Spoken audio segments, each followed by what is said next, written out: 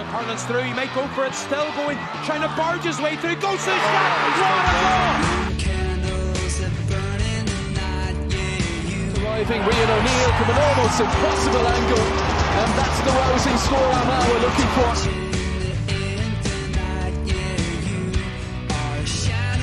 Connor Turbin kicks this one in on it, absolutely superb.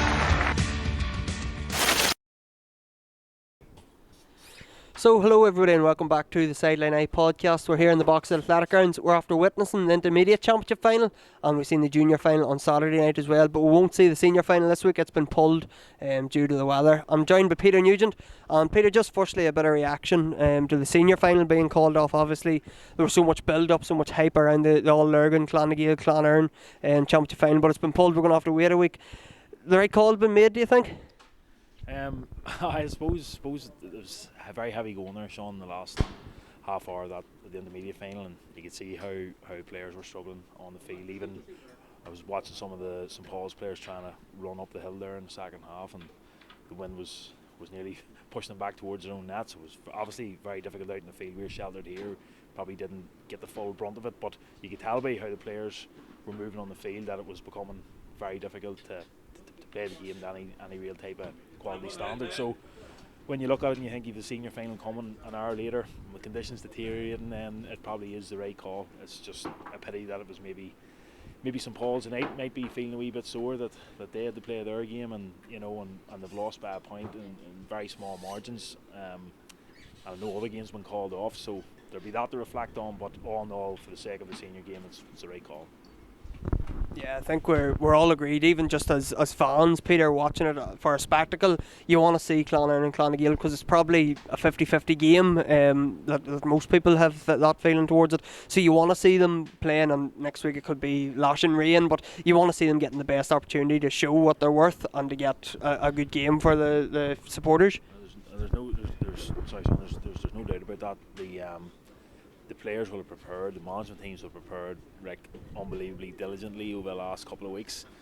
Everything would have been laid on for them, no stone been left unturned. So to arrive here today and for all your preparation to be basically up in the air then, because there's a weather event coming in, would have been hard on either team. Would have been hard on both teams. Would have been very hard for one of them teams to walk out of here this evening, been beaten, but probably going away with the gripe that, well, they never got a fair crack at it. So it's hard on the players, hard on the management teams that they put so much work into over the last 2 weeks.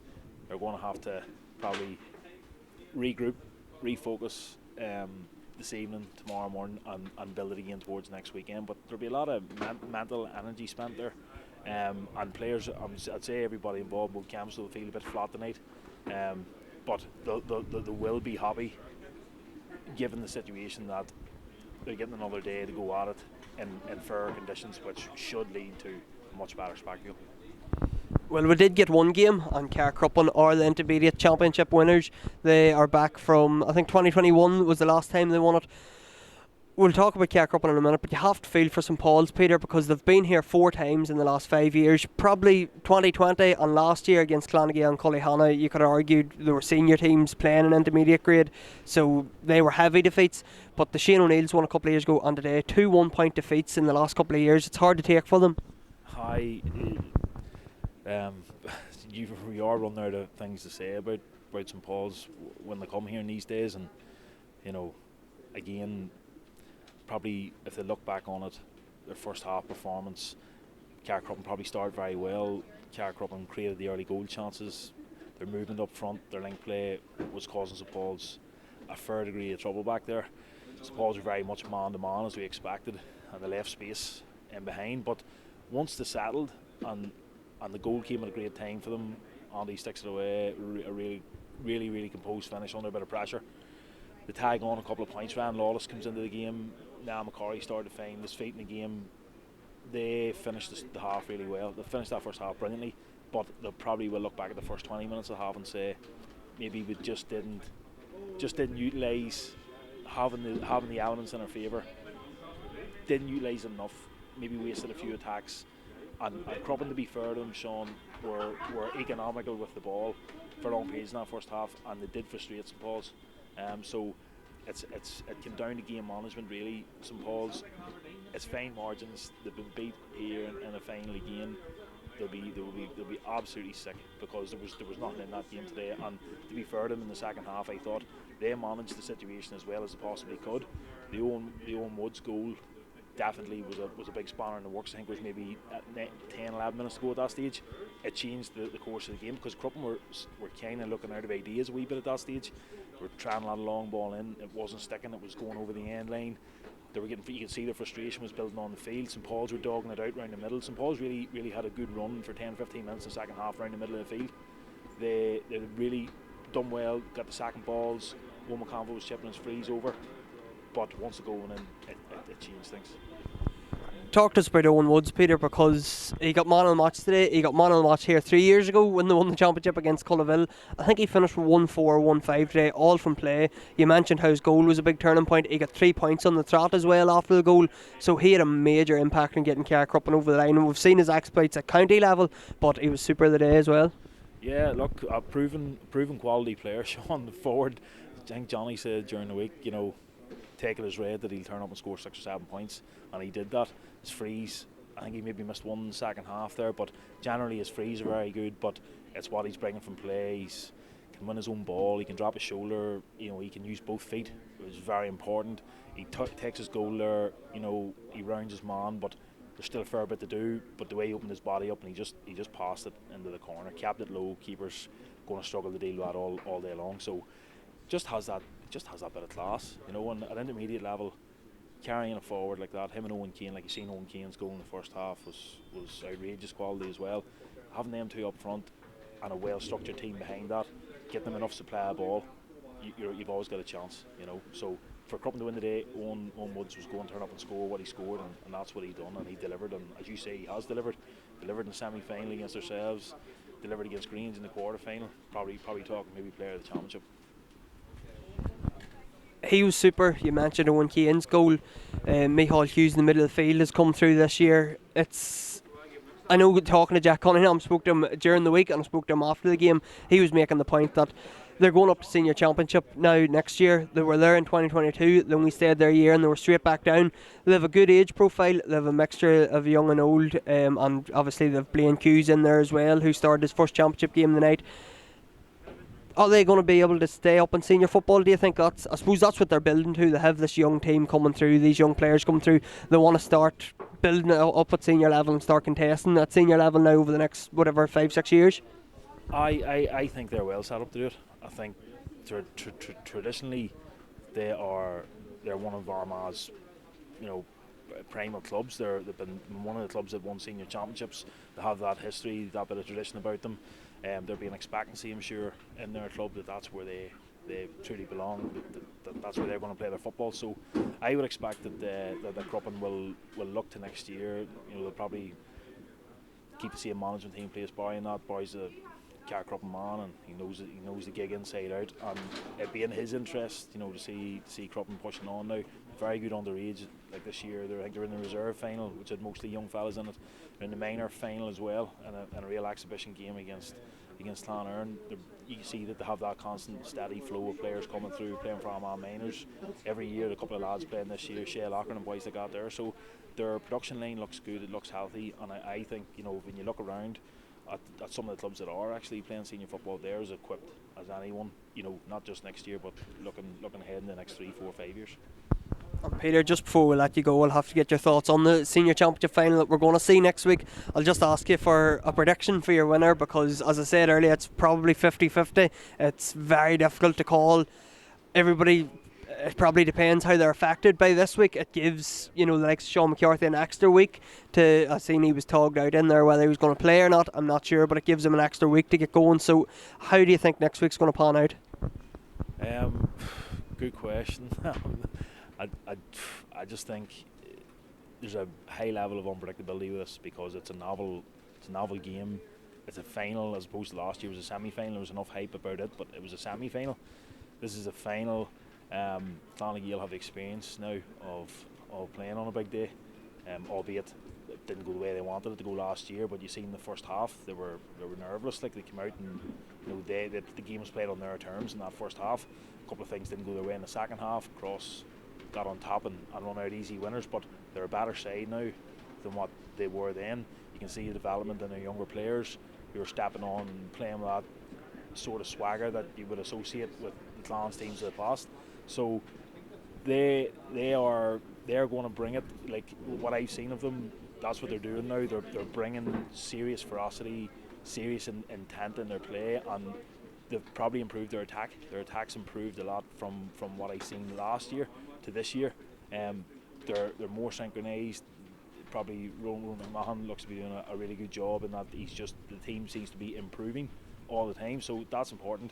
However, Clonard, for me, are the best team in the county right now. Just have the best spread of players, most depth, and if they can hold their head, hold their composure whenever things do get frantic, I think they maybe just have enough all around the field. I think they just have maybe a few more options, and they've already won a championship. So deep down, there should be belief within Clonard that they truly are good enough to do it. The Lurgan Derby element throws a spanner in the works because it's just different. You know, it's a novel game, and it's a game with a lot of hype attached to it. However, they've enough big game players in their changing room. They've been around the block, and probably as a club they've been building towards getting a run of championships now, and it feels like a time where they can go on now and maybe win one or two or three. So I think Clonard will nick it, but I wouldn't be at all surprised if the Clans win, because they have the capacity to do it. Well, we've been building up to that game for 2 weeks. We're going to have to build up to it for another week. That's going to be hopefully played. I don't think we've had any day or date or time confirmed yet at the minute, but that'll be all done in due course. As I'd mentioned, the junior championship final was on Saturday night, and Collegeland saw off on Portmore after a replay and extra time. They won by a point, and I caught up with their captain Stephen McKenna and their manager Paul Doyle after the game, so we'll hear those two interviews now. Stephen, I spoke to you 2 weeks ago to preview the championship final. Now the next time I'm talking to you, you're a championship winning captain. How does that feel? I can't even put it into words here. It's unbelievable. You know, I've dreamt for this since I won it in 2019. You know, and to do it as captain, it's just words can't describe it. Unbelievable. And it's been a long way back from that 2019 game. Obviously, you were up in intermediate and that. You were back down to junior. You were knocked out, I think, before even the quarterfinals last year. So it's been a struggle to get back here, but I'm sure it's all worth it now. Definitely, it has been. It's been a tough couple of years there, but hey, when Paul came in there, you know, and took over the reins there, like we knew we had a chance of going all the way this year, and thankfully we did. And the game itself, Stephen, the two games, nip and tuck obviously, it was a draw the last day, a replay here today, and you get through the line by 1 point. That's probably what you expected when you were facing Portmore. 100%. Every time we come out and play Portmore, it's the exact same. You know, it's nip and tuck. Form goes completely out the window. It's a derby, you know, and it's a championship final. Like, you know, it's clear as day. You know, 140, 150 minutes there of just an absolute battle, and you know, I think our legs came out in the end. You know, in the last 10 minutes, we looked a bit fitter than them. So, you know, those tough sessions at the start of the year, they paid dividends.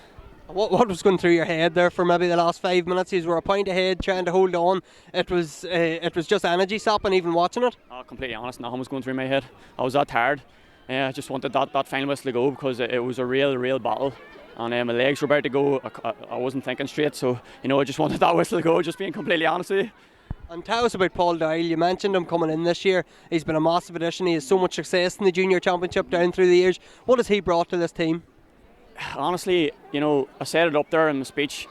He's brought the enjoyment back into football for me. You know, he's easy going. You know, have a bit of crack with him. You can have a crack in training. There's a bit of slagging, you know, all that there, and it's brought a bit of a buzz about the change room. And then he lets us play football too. You know, he says, go out there and make mistakes. You know, play our system, but go out and make mistakes. You know, you'll learn from it. And I think that there is why we went all the way. You know, I had the talent from the very start, and he just let us play our football. You know, brought that enjoyment back in it, brought the buzz back in the change rooms, and yeah. Great stuff, Stephen. Congratulations. Thank you very much. Paul, what a game what a 2 games to come through, but a 1 point win. I'm sure Collegeland will take that all day. Listen, today was just about getting over the line. Nobody will care how the performance went. It is about winning it today, and we went and won it, and that was the main thing, Sean. What was it like on the line, just going into extra time and everything, Paul? I'm sure your nerves are shattered coming into the last couple of minutes. was funny. We were down to 14 men for the extra time, but we knew we had it in the legs. The boys had done a lot of work. They were very, very fit, and we knew then that we goes right with the last 20 minutes. We knew we had it in the legs as long as we didn't make mistakes. And it come down to calm heads in the last 20 minutes. And listen, it was chaotic at times, it was manic at times, but we were just glad to hear the final whistle and get over the line. It means a lot to the club. They lost John McGeary during the week, who was a massive club man. There's a lot of emotion there at the end with family members, and it means an awful lot to the club. And as we said to us, there's somebody looking down on us today there with that. And Paul, talk to us about your substitutes, because Shane Donnelly come on and got a goal with his first touch. Oliver Murphy, it took him a while to find his range, but he kicked the last 3 points of the game, so two massive impact subs to come on to get 1-3. The two boys have been out this long time with long-term injuries, and Shane, it was a risk, to be truthful with you. We weren't fit to put him on the last day. He's trained this week. We knew that there was minutes in the legs, but it was a risk. But Shane Donnelly's an absolutely outstanding footballer, and with 10 minutes to go in normal time, we knew if we could get him in that he would make a difference. He scored the goal. Oliver Murphy again. Oliver has been out this last 4 months with injuries, but Oliver's top quality there, and you've seen it. There is a lot of really, really good footballers in Collegeland. We were just unlucky with the boys with the injuries, but at the end of the day, it's the team that sort of finishes the game that wins you, and we knew that we had quality to come off the bench, and we were delighted with the impact of all our subs there. And Paul, you're on to Ulster now. I know you play the Down champions Jamara, who have probably got seen you twice now. So that's going to be in a couple of weeks' time. I'm sure you're going to enjoy the day and tomorrow and the rest of this week maybe, but that's the next focus, is going into Ulster and that first round clash. Yeah, and to be truthful, we never looked at that, because you can't look too far ahead, because we knew we had to get over Portmore first. Now we'll sit down during the week and we'll look at that there, but I think the next week is about the boys going and enjoying it. They've really worked hard from January. Cara McGeary lives in Cork and he travels up the road to play for us. The commitment that those boys give, I think we let them go enjoy themselves this week. As a management team, we'll sit down, we'll look at the next stage, we'll see where we are, we'll regroup at the end of the week, but at the minute it's literally about enjoying the moment. And we'll see what happens. We're in bonus territory, Sean. You know, anything can happen there whenever you go into Ulster. But we want to enjoy now and let the boys go and make the most of this week, because, as I said, they give us everything, and the commitment levels they give us, they need to enjoy now and enjoy this championship win. And we'll see what happens in a fortnight. That's great, Paul. Thanks very much. Congratulations. Thank you.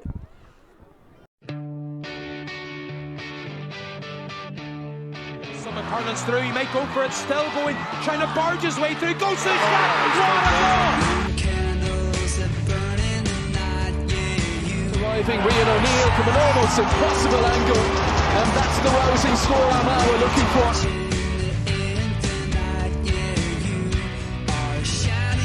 Connor Turbot kicks this one in on an absolutely superb